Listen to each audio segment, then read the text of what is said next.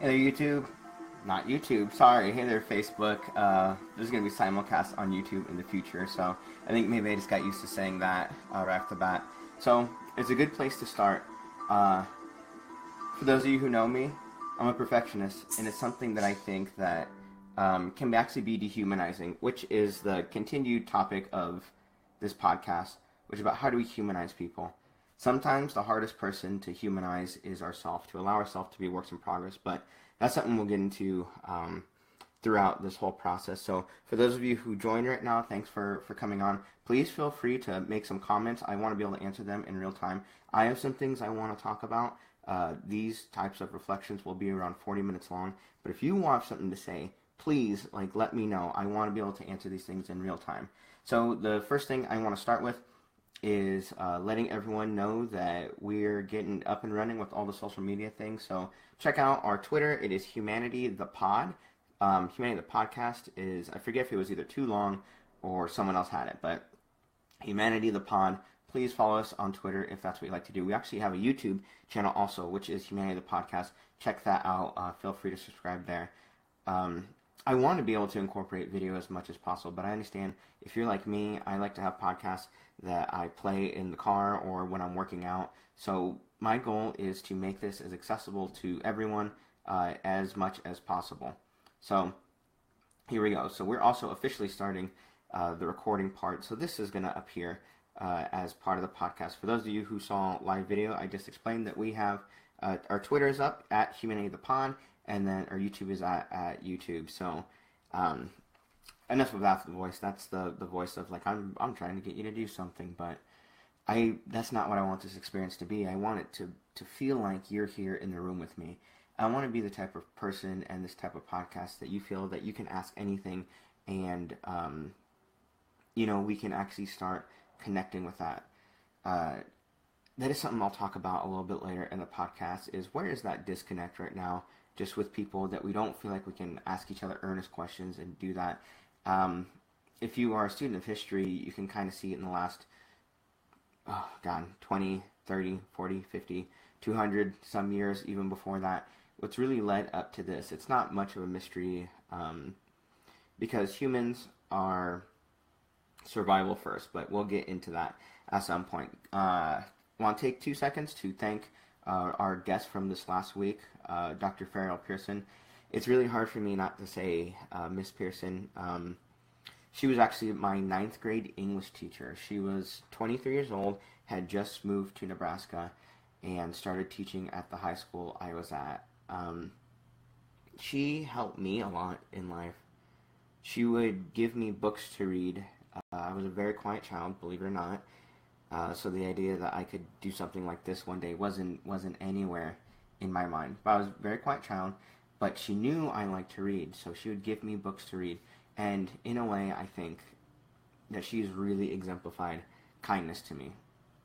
Now, I will say one thing, and I guess it's something that I should have brought up at when I had her talking in the room about hindsight is 2020, is that even when I was that young, part of me was a little suspicious, because why is this person being nice to me?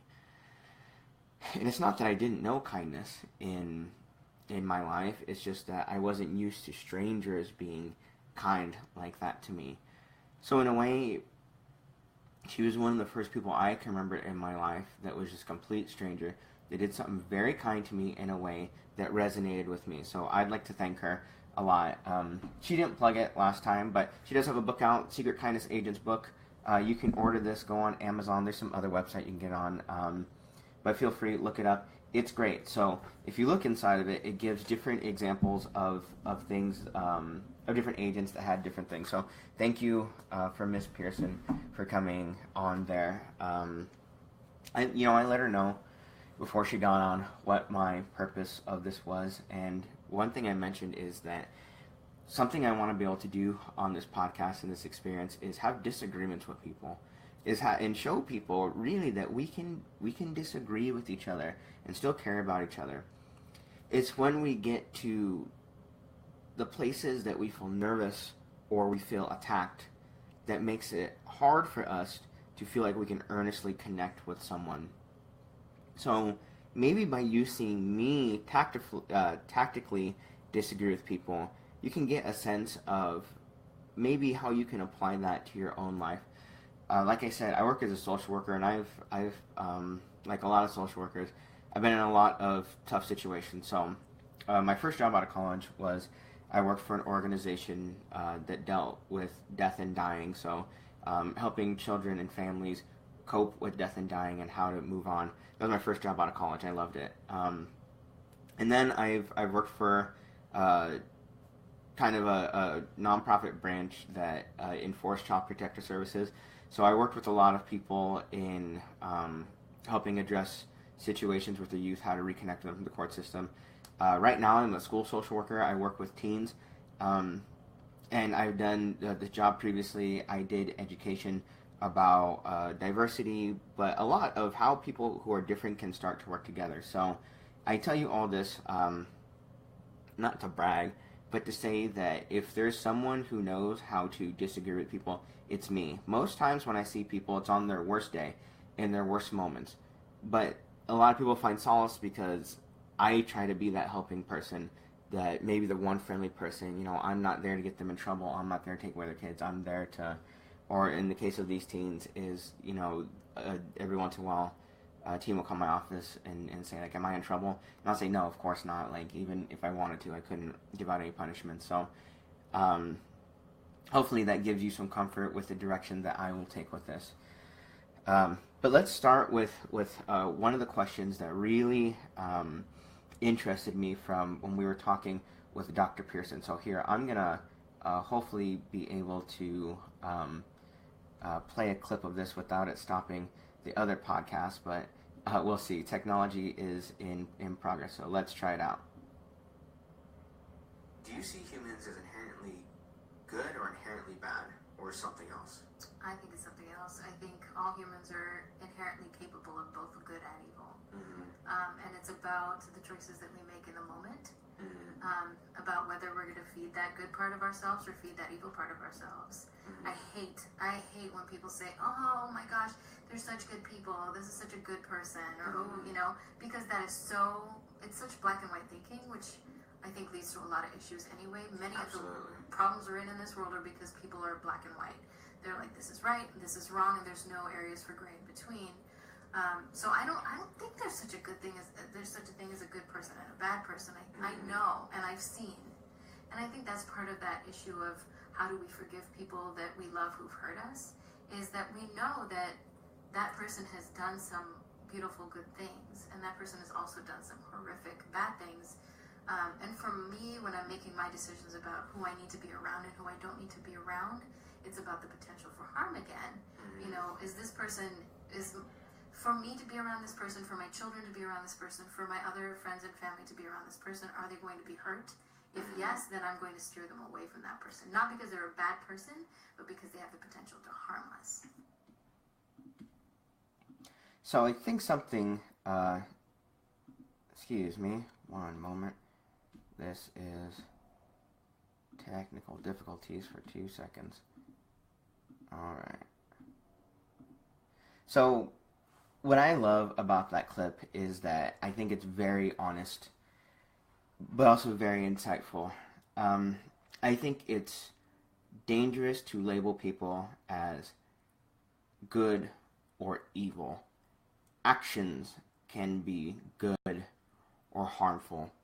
The distinction there is that once we've labeled someone as bad or as evil, we eliminate the possibility that some of their actions they do can be good or helpful to other people, and vice versa, in the sense that as soon as we label someone as good or maybe as virtuous, that we may eliminate the possibility that they could ever do something wrong. We're seeing a lot of that in the media right now, with the Me Too movement. I don't want to talk too much about that myself, just as a man, because I have my opinions, but in the coming days, I have at least one guest, maybe two, that want to come on and talk about that subject in particular. And I think it's important that, like me as a man, I have not dealt with the day-to-day type of harassment or victimization etc. from there. But that's let's put that on pause. They'll be in the future. Um, Now, here's what I want to propose to you. I do not think that any human is born evil. Some people decide that acts that are antisocial are directly personally beneficial to them and are willing to engage in it. If someone cannot tell what they are doing harmful to someone else, then that is a clinical issue, and they have a mental disorder. Now, all that aside, Dr. Pearson really put it into practical terms, is that if it's going to hurt me, if it's going to hurt children, if it's going to hurt the people I care about, then I don't want to be around them. And that is acceptable, I think, just in a personal safety level, to be able to say, I don't want to be around people like that. That's fine. But then we get into the question of, okay, well, are your qualifiers valid? Meaning that is the categories you're choosing, is it a valid reason to see that person as bad or harmful? One subject that I'm willing to talk about, just because I've spoken a lot about it, I've done presentations, and I've heard heard lots of hard questions. Whoopsie, sorry. Some of them technical difficulties again. What I have heard. Oh, sorry. Anytime you do something live, like you are begging the earth, please make this hard for me. So here we are. Do you see humans as inherent? Nope, wrong clip. Oh, I see what I'm doing. Do not save. I was trying to get clever with all these things, and the only way you can get clever is if you know what you're doing, and I apparently did not know what I was doing. So here we go. What I love about that clip is that... Nope, now I have myself playing back here. Alright. New tactic. Okay. So, I'm sorry for those of you listening to this on a podcasting. I'm having a little bit of technical difficulties as I'm just learning out the technology. But I'll make sure that I'm getting this recorded again. So, as I was speaking on the nature of good and evil, you can get very philosophical with it, and I think there's always this temptation to get philosophical with it. But what about practicality wise? And I was going to speak about, why do people think that illegal immigration is bad? Now, I think let's draw some lines of qualifiers for that. Illegal immigration versus undocumented immigrants. You get to have your opinion on whether breaking that civic infraction of being in a country that you do not have papers for, which is a civic infraction. It's not technically a crime, but it's kind of goes under the category of a parking ticket. Same thing, and that's why they can detain you and send you away, because you're violating that clause. Is it a crime? Well, you are not a citizen of that country. And right now, it's not considered criminal to do it. I think in some places and states it is, but I don't want to speak out of turn, so I can't say. Now, can you separate someone breaking the law and a human being? For me, it's very easy. But it's very easy because it's a personal subject for me, right? And I don't want to give up too much, because that's one thing I always thought about this podcast. As I talk more, do I bring my family into it? Do I bring my friends into it? Do I drag their lives into my own personal adventure? And I always say that you should ask people permission before you do things like this. So what I will say is that I have a family member who is very close to me, who did cross the border when they were 16. This is many, many years ago. And the question is, why? Why would you do that?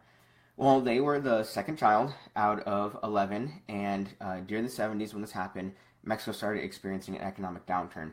And so the idea was that there was jobs up in the United States, so to come up, work a job, and send money back. Now that is called economic migration. And if you look at human histories, or resource migration, if you look at the history of human beings, every group has moved around due to resource scarcity or natural disasters, etc., etc. So I think, like, if you want to have the opinion that undocumented immigrants are bad, it's really that's really up to you. Unless you want to learn more, I don't think anyone can really force you to. But what I will say is that to not look at the nuance of and ask why is dehumanizing, which is a word I use ad nauseum throughout this entire thing. So the question is, beyond that, a different example. So for those of us recently who have heard locally or on a bigger level, you heard me mention on the podcast last time that I like Louis C.K. and I once upon a time, believe it or not, I did a little bit of stand up, and he was really someone that I looked to for the idea of timing, for the idea of like how do you control a room, and I think some of his jokes are pretty clever and funny. I really actually like his show a lot, the latest one that he self-produced. But he came out and admitted that after being accused that he would, and this is a rumor that had been going on for years, and I heard it actually some years ago, but he finally admitted it. Now, I had a hard time with that one for a personal reason, which is that, as I just mentioned a few moments ago, I had heard about that years ago, but what he said initially, and I heard from numerous other people, is he denied it. And I took his word at face value.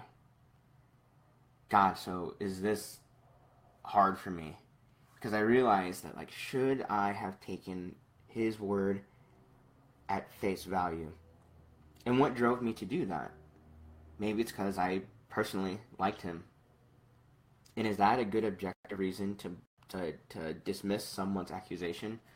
Well, hindsight being 2020, no. It's 100% not. It's 100% not a good enough reason. Were I to try to defend myself, which is controversial anyway, but maybe the way that I rationalized it to myself at the time was that, well, this is the amount of evidence I have right now, and I can't personally gather any more evidence, so this is the choice I'm going to make. Which I got it wrong. Now, for you, for those of you listening right now, what do you think about that? And even if, please leave a comment. Tweet it at me. Leave it here on the Facebook. Any place that you want to put it to send to me. Is I want to know, like, how have you dealt with this? Because a number of people that people look up to have gone down for this. Kevin Spacey, Weinstein went down for it. It's really actually a shock to me that Roman Polanski hasn't been nailed for this. But that's neither here nor there. Al Franken, Senator Al Franken just resigned this week. Another person who when I was in high school, I read a number of his books, and back then he was just a comedian. So I thought I liked his kind of dry wit through the way he wrote. And he did some political stuff, and I thought that was interesting. But I just kind of liked his humor a lot. And as he's gone on, I liked how he was kind of the person who would go after the banks, ask the hard questions, all those things. But now he has resigned after accusations. So how are all of you dealing with that? I'd like to hear that. So I guess in the vein of that, something that we touched upon briefly, and if you watched my first video, which is not nearly as watched as the one with Dr. Pearson, and probably for good reason, is Dr. Pearson is amazing. But something that I happen to have a lot of experience talking about, and that I in some ways enjoy talking about, is the idea of political division and racial division. Not that those are directly interlinked, but they are somewhat interlinked right now. We see that race continues to play a large part in politics, which, for those of you who are tired of that, please consider that it's only within, I'd say, the last 60 years after the Civil Rights Act, but I'd say even before that, the conversations that were happening is that we weren't really having a discussion about racial equity or things like that, or the social justice piece of it. What was happening is that lawmakers, people who already had power, were deciding whether they should allow other people to have some power. Now, I think people are getting pretty uncomfortable.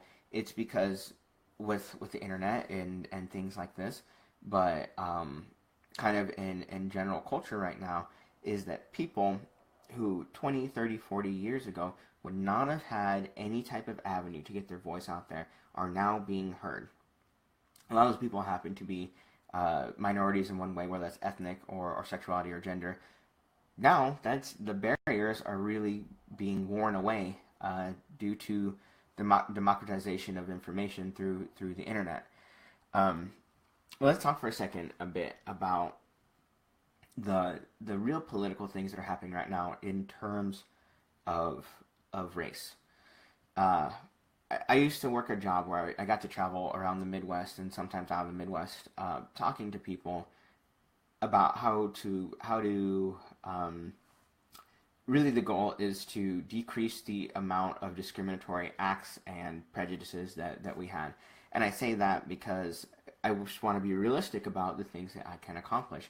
Can I make you want to do that? Not really. I can't do that. Or is my goal to get you to love everyone of this group that you hate? Well, I have no control over that. I wish you would feel compelled to do that, but it's not my life. So I can't do that. And there are people out there who that's their goal. My goal is really to provide some of the infrastructure for people who want to know the ideas, the names, those things. I personally hesitate to want to control people's thoughts or feelings or opinions. I feel like I can give a little bit of influence, but I'd rather hear why you think the way that you hear, and I can provide you why the way I think I can hear.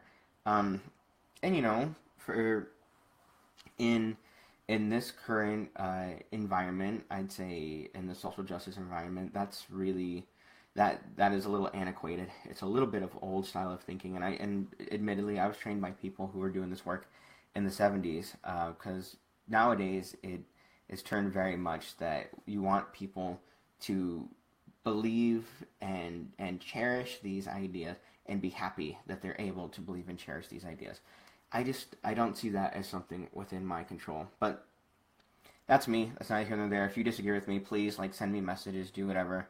I'm kind of, I don't know if eager or what the word is, but eventually, if this gets as big as I want, eventually I'll get hate mail. And I know that. I have friends who have gone through similar things, not in the podcasting, but that's when you get out there, people want to send hate mail. But hopefully what we can do is that, and truth is unless it gets overwhelming, anything that anyone sends me, I want to be able to read live to you and tell you what my thoughts are on here. I don't want to keep things secrets from you. I don't want anyone to feel like that this is in some way subterfuge. But on to what I was talking about.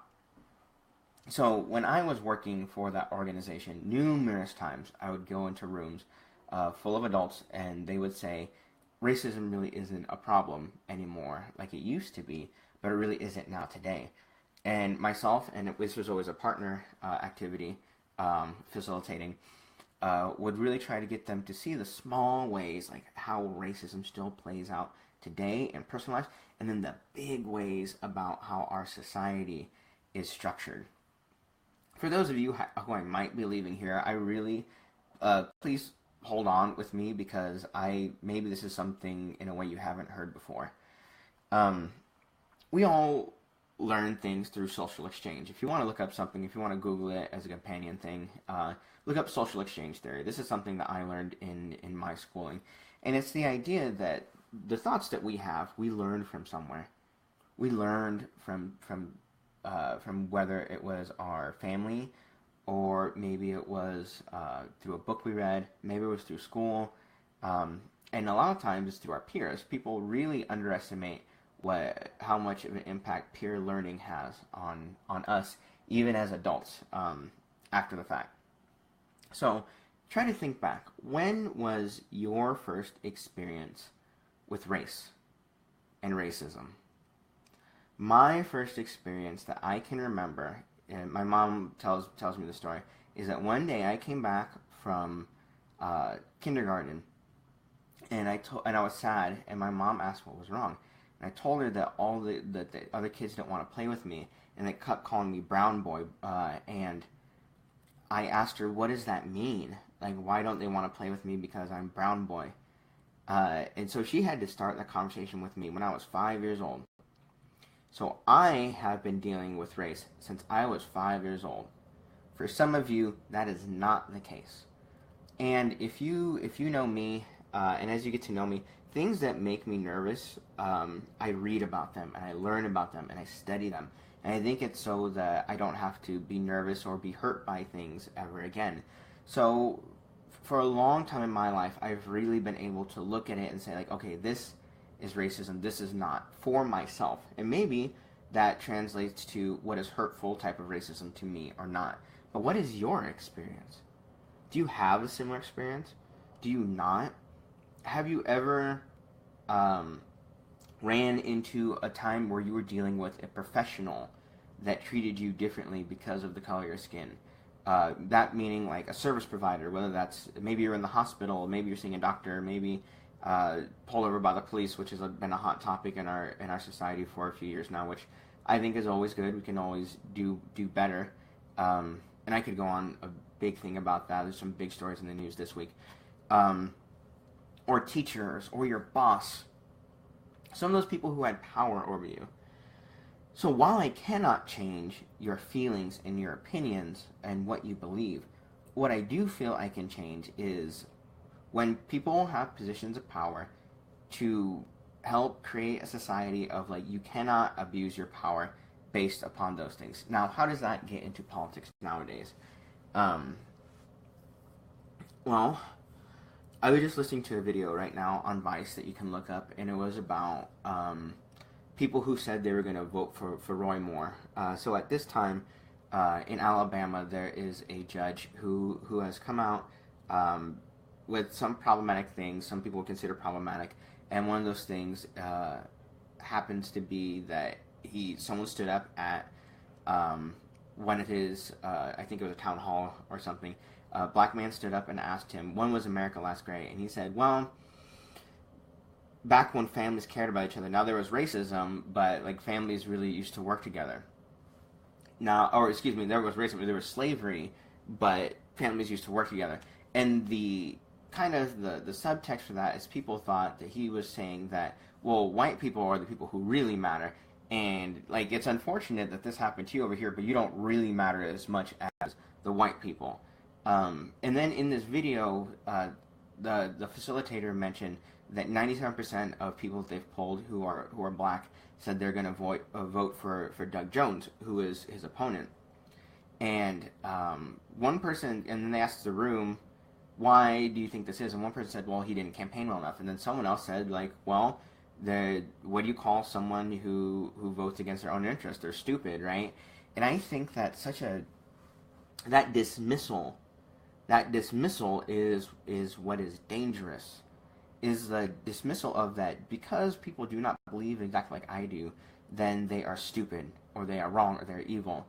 And as I mentioned before, it's just my personality.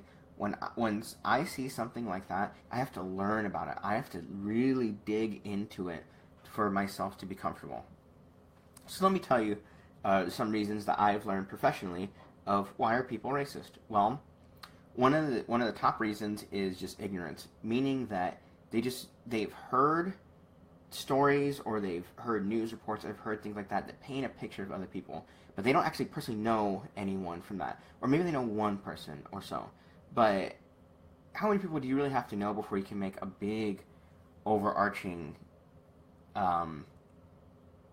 thing about a group, right? How many people do you have to meet and know and understand before you feel comfortable doing that?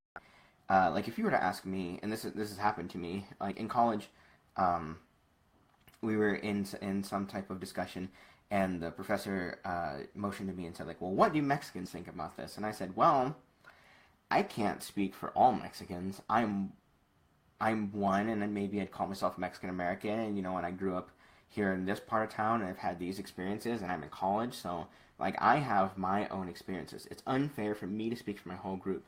So what does that say for people who want to speak for someone else's whole group? Now, one tactic that is used, and it really is, if you are considering these things, consider that it might be just manipulation. Who wants you to think like this? Is one thing is people trust statistics a lot more than they should. So what I mean is that when someone does a study, especially if it's a study on social sciences, so opinions, how do you feel about this, or what do you rate from this situation, is you have to consider and look at the methodology. And what that means is, like, how did they do that study? How many people did they interview? What were the questions that they asked? Who asked the questions? And then you have to consider the personal things. So was that person in what type of mood? What were the questions that came before it that may have influenced them to do that, to give that type of answer? So and you can really bend a lot of statistics to tell whatever story you want. So that makes life harder, because then what the heck do you believe? Well, I would say look for things that you can verify. So things that you see and you can look kind of behind the curtain and say, like, okay, how did they get this information? But also I'd say start having your own personal experiences. I mean, look at the world we live in. We're more connected than ever. And I guess the third one, selfishly, is like, keep listening to this podcast. I'm going to try to bring so many people on here that have different opinions than me, that have these things, because maybe everything I said right now, my mind could change. That is something, is I'm always open that I am willing to share what I know for now, but I can always change. My brain is open to the possibility that maybe everything I believe is wrong. That's a harder way to live, I think, because I think that people don't want to be wrong. And when we don't want to be wrong, we're afraid to try. Because to try is to present the opportunity to fail. But we need to maintain that in our lives. We need to maintain the possibility that we can fail and that we can be wrong. And you know what? If you hurt someone's feelings, there's always opportunities to come back around or apologize or make things better. And I think but the thing is, in order to do that, you need to be willing to accept that feedback. I had, and I don't want to get too much into this, but maybe I'll talk about it at length at some point, and maybe I'll invite them on. But I had a disagreement with a friend recently, and it was based on something regarding race and my own personal views. It was very easy for me to take it personally, because I've been a brown person my whole life, and I have years of professional experience inside of this. But this person was it depends, and the thing is, this person is my friend, so I have to attribute it to ignorance, that they were really pushing me and kind of, I wouldn't say interrogating, but asking me to back up, like, why I thought like this. And I was tired at that point, and I was already going through some other emotional stuff, so I said, can you please just believe me? Because so many times, if people of color are told to explain themselves, you explain themselves. Well, you can Google it, you can look it up. If you really cared, you could look it up and kind of learn on your own. And, you know, that's what I do. But maybe it's not what you do naturally. And I have to understand that. And so you figure that, well, as long as we're both here and we can both have this conversation, why don't you tell me? Well, for you, maybe it's your first time hearing about this. For me, God, maybe it's the 100,000th time I've said this. You're not paying me to do it. You're expecting me to do work. Because then if you start asking questions and feedback, it's like, okay, well, you're making me work for you, for your ignorance. And you're making me feel bad because I feel like I have to defend myself for this thing that I'm very sure of. But now I'm set back on my heels. And the question at that point, and whether I continue that conversation or not, is, do I think that person is being earnest and they really do want to learn? Or do I think that they're trying to discredit me? Well, and you know, all this, for those of you who have been following me, you've heard all of this before, and I'll talk about it a lot otherwise. So I do want to move on to some other things, as I have about 7 minutes left. I want to go. This went really quick. And something I want to talk about going into this is I want to recognize the humanity in myself, in that I just want to say, like, I am a perfectionist with almost everything that I do. And I took a year off of podcasting from my last venture, and I felt really defeated. And that's just the honesty of it. And I think one of the reasons I felt really defeated is I went into the last podcast I had, the Social Justice Education Network podcast, with some people would call it naivety, some people would call it positivity. I'm not sure. Maybe it's somewhere in between there. Here's what social justice means to me. The word social justice. You can look at the way our society is set up, and there's inequities. There just are. Whether you think those inequities are justified or not, as in like wealth inequality, you may say that well, people work hard, so they get more of that. And we can talk about that later in another podcast. But if you see that's justified, then you think it's justified. There are inequities that we recognize, though, are that some people would recognize for themselves. This is not an acceptable inequity. For example, incarceration rate based on race. Some people would say not an inequity that I'm willing to deal with. Or when it was only heterosexual people could get married, one man, one woman. People saw that and said, not an inequity I'm willing to stand for. When we as a society, we try to set up what is fair. Now, what is fair to me may not seem fair to you. And a lot of our laws were written, all of our laws have been written by people in power. But if the people who were in power didn't represent me, then I didn't really have much say in those laws. And in a lot of ways, we're operating on momentum. We have a couple hundred years of this country operating on some momentum. So when people want to say that we want to go by a law-abiding society, what that ignores is the possibility that some of those laws aren't fair. And so I would say that strive for fairness is justice. So what's more important? Are laws more important, or is justice more important? And I always saw that while we're not talking about laws, we're talking about social interactions. So when I interact with someone, am I treating them fairly? Are they treating me fairly? And justice isn't, I don't think it's a fixed state. I think what it is, it's constantly evolving. So for me, the idea of using the word social justice, which I've been using for, God, how many years? Since around 2002 when I first got involved in this work, so 15 years. For me, social justice means I'm always going to try to treat people fairly. And that is the pursuit of it. And that's how I always saw it. In the last couple of years, there has been this movement of where people have adopted the phrase social justice. And so it means a lot of different things, a lot of different people. And I just happened to put all the infrastructure in with Social Justice Education Network before all that stuff really blew up. But what I found was I couldn't get people to have the most earnest interactions with me. And that was frustrating for me because what I really wanted to do is be able to treat people fairly without the idea that any of us are being judged. So my own insecurity is that, like, in this new environment, I have to change. I have to figure out what it is how I can best interact with people.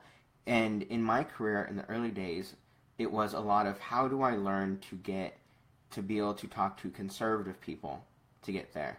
And I did. I honed that pretty well. And it's not hard when you live here in Nebraska. You interact with people daily. So I learned that pretty well. Well, kind of not considering that there may be people one day who would be more left of me. I used to think, when I was younger, I was super, super, super left. But I realized that I'm Nebraska left, which is not very left at all, right? So now it's a task of mine. How do I have earnest conversations with people who are further left of me? And I'm okay with where I am in here. And unfortunately, I'm going to lose some people just from you hearing that I'm not, quote-unquote, on your side. But I'm on humanity's side. Please know that, like, my strive is always to be on humanity's side. But in humanizing myself, I'm so worried about it. Like, I'm so insecure about, as you saw, I had some technical difficulties right now with the technology. I just have these microphones that are a couple of years old. I just have, like, this is an iMac that I'm doing this on. If you see my notes, my handwriting's not good, and I'm making this up as I go along. But it's because I feel confident enough that this is worth doing, and even if I can't do it perfect, I will ramp up to do it the very best that I can. And that's all that I ask from you. If I can ask anything from the audience, is just please support me in any way that you can. Even if it's just saying nice things, hey, I liked your podcast, or hey, I had this idea, here's how you can make it better. I appreciate all that feedback, and I am so thankful for it. I want to be able to thank you publicly, or if you'd like that, but I want to get better. So here's one of the main insecurities I had, and I actually had a conversation off camera, microphone, with Dr. Pearson about this last time I spoke with her. Is I said, hey, I set up a Patreon. For those of you who don't know what Patreon, it's basically something where you can send it out and people can give money per episode that you put out. And I said, I have it set up, but I don't want to seem greedy. I don't want to seem like I'm only doing this for the money. But the truth is, one of the reasons that I had to stop the last podcast is I ran out of money. And I didn't have any way to keep these things going at the level it was, and it just got harder, and I just didn't know what to do from then. Now, since the last podcast and this one, there's something called Patreon. So if you would go to Patreon and check it out, I'll post a link on the Facebook, I'll post a link everywhere. The more that I can get financial support, the better I can make this. The better camera I can get, the better microphones I can get. And actually, one of my big goals is to be able to rent out a space, make it really nice and comfortable. That way, when I'm talking with people, it really does feel like, hey, we're just sitting down, we're just having a conversation. Dr. Pearson is allowing me to use a room in her basement for the near future, which is like I feel so lucky that I'm surrounded by great people in this world. But if you feel like giving, please. If you feel like sharing, please.